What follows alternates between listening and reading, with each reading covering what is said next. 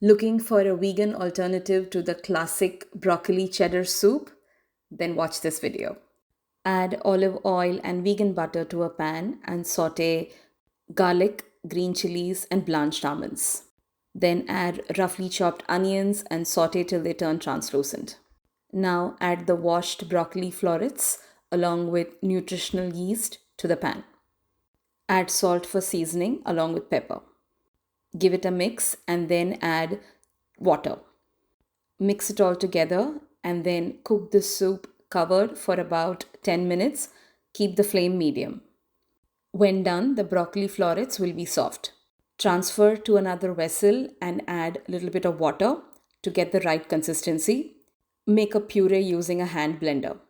Transfer this mixture back to the pan and add vegan cheddar cheese along with salt and cook it till the cheese melts. This is how I give my broccoli cheddar soup that extra flavor.